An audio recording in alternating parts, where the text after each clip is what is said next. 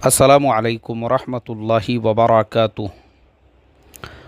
मोहतरम भाइयों, बुज़ुर्गों, दोस्तों, ख़ास तौर पे वो तमाम लोग जो सोशल मीडिया पे एक्टिव रहते हैं, जैसे बहुत सारे लोग फ़ेसबुक इस्तेमाल करते हैं, ट्विटर पे ट्वीट करते हैं, यूट्यूब पे बहुत से लोगों के चैनल से और व्हाट्सअप के ऊपर भी मैसेजेस वगैरह एक दूसरे को भेजते हैं। तो देखो, थोड़ा सा एहतियात बरतो, इसलिए कि फ़िलहाल फ़लस्तीन और इज़राइल के दरमियान में जो हालात चल रहे हैं, अभी मैं आपको पहले एक न्यूज़ पढ़कर सुनाता हूँ, उसके बाद मैं आपको अपनी बात रखूँगा इंशाअल्लाह। ये न्यूज़ जो है लोकमत, उसकी वेबसाइट के ऊपर मुझे पढ़ने के लिए मिली और उन्होंने लिखा है कि तमिल में, यानी तमिलनाडु के अंदर तमिल ज़ुबान में कोई तो भी फ़ेसबुक के ऊपर एक पेज है और मोहम्मद इकबाल नाम के लड़के ने उसके ऊपर कुछ भड़काऊ पोस्ट कर दिया। वो भड़काऊ पोस्ट करने की वजह से एनआईए की जो टीम है, एनआईए, नेशनल इंटेलिजेंस एजेंसी, उन लोगों ने जो है उसके घर के ऊपर रेड डाली। रेड डालने के बाद में मोहम्मद इकबाल को गिरफ़्तार किया। मोहम्मद इकबाल को गिरफ़्तार करने के अलावा उसके घर में जितनी भी चीज़ें मिली और उनको जिस जिस चीज़ के ऊपर जो है शक आया, वो तमाम चीज़ों को उन्होंने जो है अपने कब्ज़े के अंदर ले लिया। अल्लाह आफ़ियत का मुआमला फ़रमाई।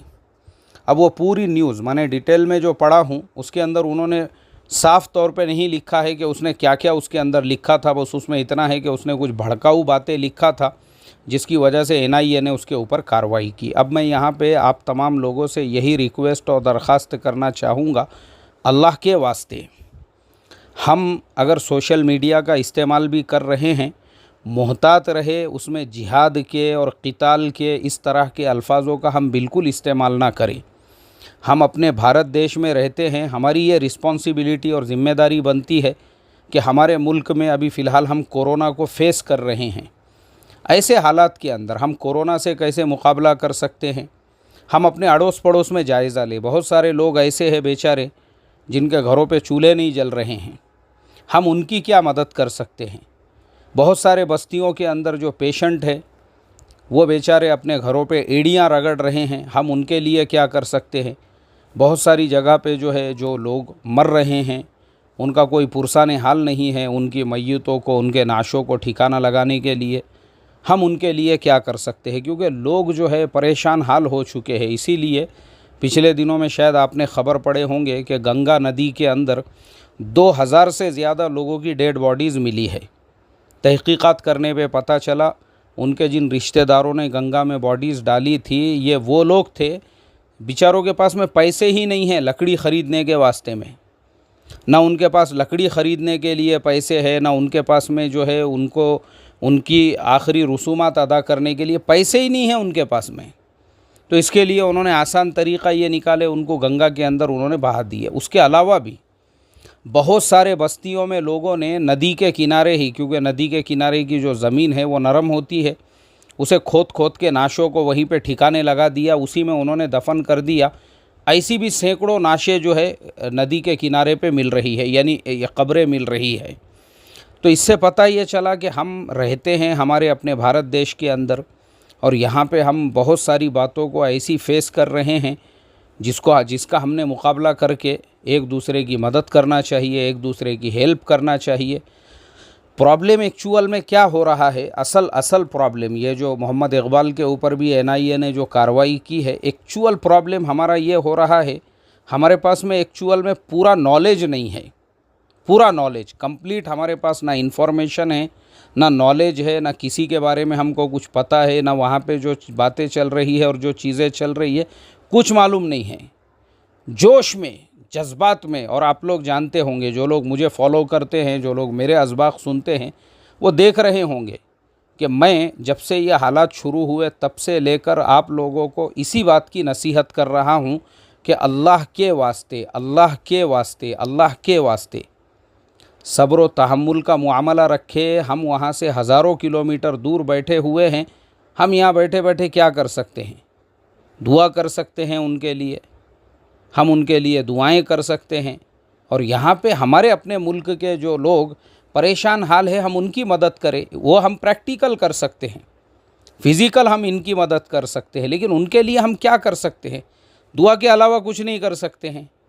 अब अगर यहाँ बैठे बैठे कोई आदमी सोशल मीडिया के ऊपर इस तरह की कुछ बातें पोस्ट करता है जो गवर्नमेंट की नज़र में, गवर्नमेंट के नज़दीक वो देशद्रोही है, गवर्नमेंट के नज़दीक वो दंगे भड़काने वाली है, वो जिहादी मानसिकता वाली है, वो लोगों को वरगलाने और उकसाने वाली है, तो मैं ये समझता हूँ कि ज़बरदस्ती इस तरह की बातें करके जोशीली और जज्बाती सिर्फ़ और सिर्फ अपने आप को और अपने घर वालों को मुसीबत में डालना है।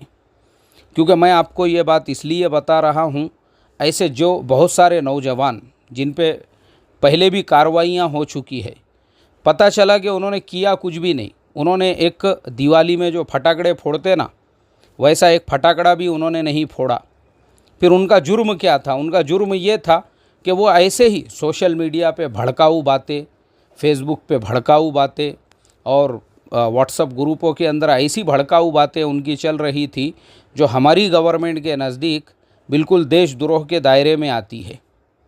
अल्लाह हिफाजत फरमाए। इस वजह से उनके ऊपर कार्रवाइयाँ की गई। आज वो नौजवानों के घर वाले परेशान हैं। उनके घर वाले हर तारीख़ को कोर्ट पहुंच रहे हैं। उनके घर वाले वो अपने नौजवान से बात नहीं कर सकते हैं। और ये ऐसे यानी ये इतने ख़तरनाक जो है, ये देशद्रोह के दायरे में समझो कोई आ गया और इस तरह की चीज़ों में, तो ये बहुत ज़्यादा तकलीफ़ अपने लिए भी और अपने घर वालों के और अपने ख़ानदान वालों के लिए भी है। इससे हम बचें, इससे हम परहेज़ करें। हम हज़ारों किलोमीटर दूर है, बिल्कुल हमारे जज्बात उनके साथ है और हमारी अपनी गवर्नमेंट ने ऑफिशियली उनके साथ में जो है उनके सपोर्ट का, फ़लस्तीन के मुसलमानों के और मज़लूमों के सपोर्ट का ऐलान किया। मैंने आज ही जो है उसके ऊपर एक सबक दिया हूँ कि यूनाइटेड नेशन की जो सलामती कौंसिल है उसके अंदर हमारे भारत देश के जो नुमाइंदे हैं, उन्होंने साफ़ लफ्ज़ों में कहा उन्होंने कि भाई हम तो फ़लस्तीन के साथ में हैं, इसलिए कि जो मज़लूमों पे जुल्म हो रहा है भारत कभी भी उसकी तायद नहीं करेगा, भारत कभी भी उसको सपोर्ट नहीं करेगा। तो इसलिए अब हमारी भी रिस्पॉन्सिबिलिटी बनती है। मैं तो अल्लाह का करोड़ों दर्जे शुक्र अदा करता हूँ, अल्हम्दुलिल्लाह हमारा इतना प्यारा मुल्क है, इतना खूबसूरत मुल्क है, हर चीज़ की हमको आज़ादी है, हर चीज़ का हमको फ्रीडम है। और अगर ऐसे मुल्क में रहते हुए भी हम सोशल मीडिया के ऊपर वैसी बातें पोस्ट करें जो हमारे मुल्क के कायदे कानून के अगेंस्ट में जा रही है या देशद्रोह की कैटेगरी और उसके दायरे में आ रही है, तो बिल्कुल गलत बात है। ये ना इस्लाम इसकी इजाज़त देता है, मुल्क का कानून तो नहीं देता है, ये अपनी जगह पे बात मुसल्लम है, लेकिन इस्लाम भी आपको इस चीज़ की इजाज़त नहीं देता है।